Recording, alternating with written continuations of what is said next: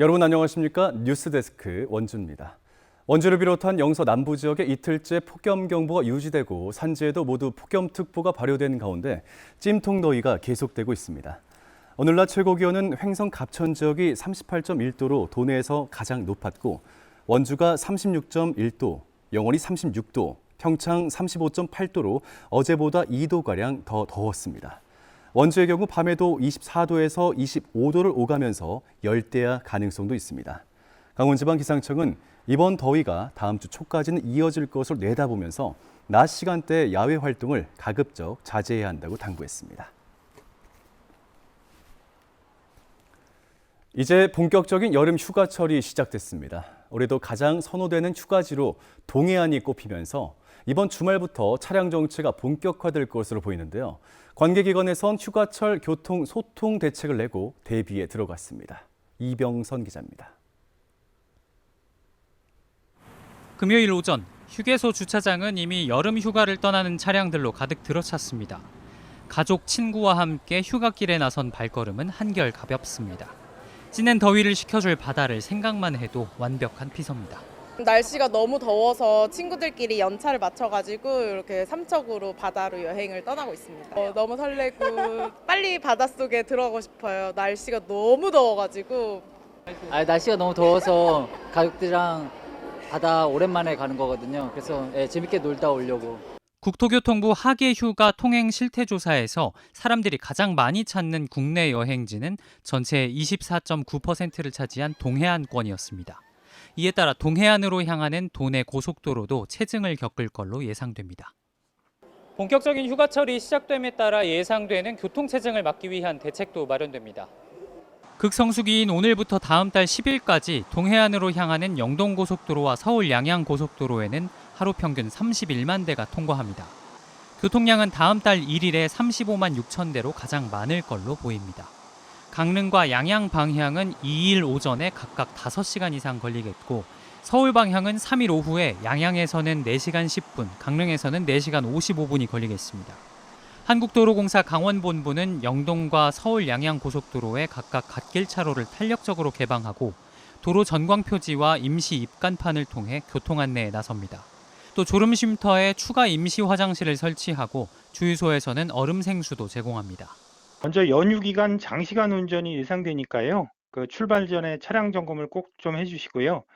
혹시라도 교통사고가 발생했을 경우에는 비상등을 켜거나 트렁크를 열고 탑승자 모두 갓길 밖으로 안전하게 대피하시는 게 가장 중요할 것 같고요. 고속도로 상황과 최적 경로, 출발 시간대 등 실시간 교통정보는 고속도로 교통정보 앱과 도로공사 홈페이지, 콜센터 등으로 24시간 확인할 수 있습니다. MBC 뉴스 이병선입니다. 원주시 무실동 남원주 역세권에 초등학교를 신설하는 안이 교육부의 중앙투자심사를 조건부 통과했습니다. 교육부는 임시 배치학교에 대한 원거리 통학대책과 개교 후 통학 안전대책을 마련해 보고하는 조건으로 건립을 허가했습니다. 이에 따라 오는 2030년 3월 개교를 목표로 총 사업비 782억 원이 투입돼 특수학급과 병설 유치원을 포함한 46개 학급 1,000명 규모의 초등학교 신설이 추진됩니다. 남원주 역세권은 공동주택 6천여 세대가 들어서 900명 안팎의 초등학생들이 유입될 것으로 예상되고 있습니다. 정부가 한미통상협상카드로 미국산 사과 수입을 검토하고 있는 사실이 알려지자 지역 농민들이 크게 반발하고 나섰습니다.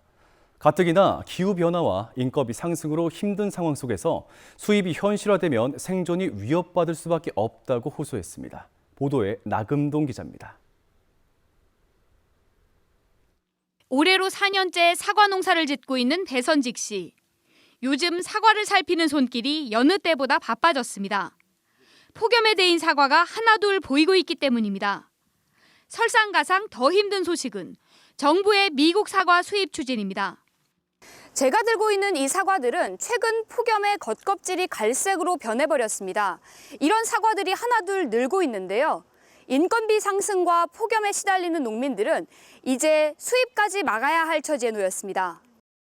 가격 경쟁력에서 많이 밀릴 수밖에 없고요. 복합적으로 어려운 상황에서 이제 미국 사과 수입이 얘기가 나와서 지금 농가들도 근심이 많은 상황입니다. 결국 사과 재배 농민들이 시위에 나섰습니다. 농민은 통상협상의 소모품이 아니라며 정부의 사과 수입 계획 철회를 요구했습니다. 사과 한 알은 지역 농촌을 지탱하는 생명줄이라며 수입이 현실화되면 사과 농가뿐만 아니라 지역 공동체까지 무너질 수밖에 없다고 토로했습니다. 양구는 이제 220여 개 농가가 축구장 420개에 이르는 300헥타르 면적에서 한 해 5,500톤의 사과를 생산하는 강원도 내 최대 사과 산지가 됐기 때문입니다. 지난해에는 사과로 200억 원의 소득을 올리며 양구 전체 농가 소득의 5분의 1을 차지했을 정도입니다. 양구 사과가 활성화되는 단계에 수입이 만약 들어온다면 그로 인해서 엄청나게 문제가 크거든요. 농촌은 활성화하고 지역을 활성화한다고 얘기하면서도 실질적으로 이 얼음이 나왔을 때 정부가 나서서 경북 청송 등 다른 사과 주산지에서도 반대 성명이 이어지는 가운데 농민들은 정부가 입장을 철회할 때까지 전국적으로 연대 투쟁을 이어가겠다고 밝혔습니다.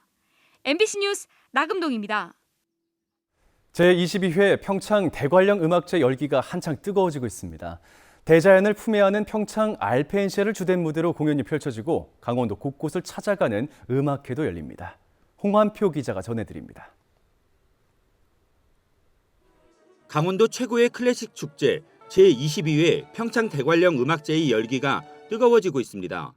대자연을 품에 안은 청정 평창의 알펜시아를 주 무대로 모두 21개의 공연 프로그램을 선사합니다. 개막 공연인 말러의 교향곡 2번이 선보였고 폐막 공연인 브람스의 바이올린 협주곡, 드브로자크의 교향곡 제9번은 축제의 하이라이트입니다.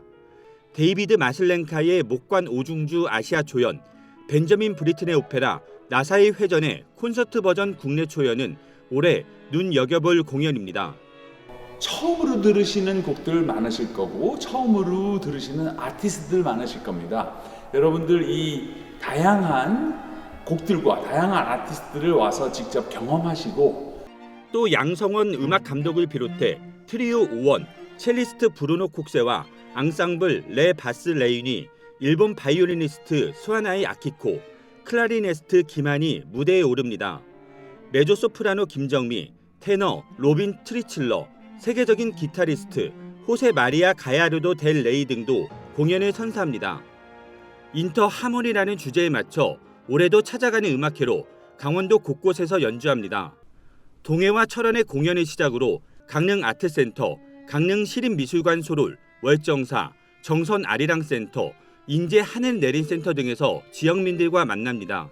다른 전통, 다른 문화에서 영감을 받은 명곡들을 조금 프로그램에 넣어봤습니다. 그래서 이 많은 프로그램들의 예술적인 목소리를 아주 조화롭게 다듬어서 여러분께 들려드리고자 합니다.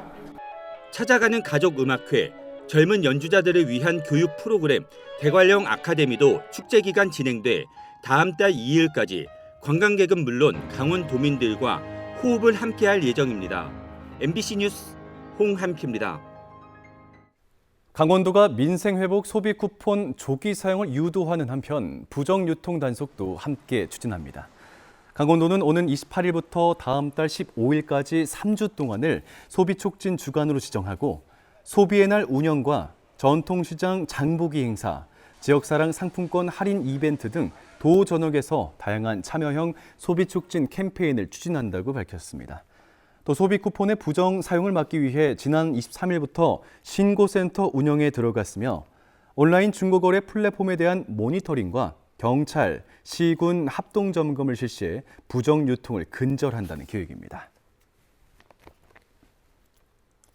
김진태 강원도지사가 평창 고랭지 밭을 찾아 여름 배추 수확 작업을 함께하며 작황을 점검했습니다.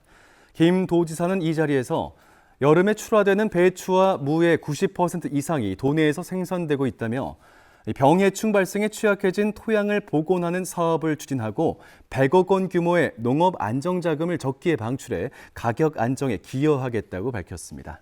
한편 대관령 원예농협의 올해 여름 배추 출하 목표량은 22만 톤으로 현재까지 4만 톤을 출하했습니다. 원주시가 시민들이 상습 정체 구간으로 지목한 반곡동 월운정교 일원에 대한 도로 개선을 완료했습니다.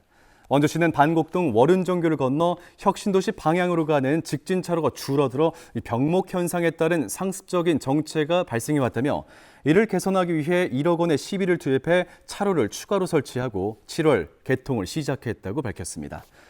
적은 예산으로 시민들의 불편을 해소할 수 있는 대표적인 사업으로 꼽히며 앞으로도 효율성이 높은 사업 발굴에 적극적으로 나선다는 계획입니다.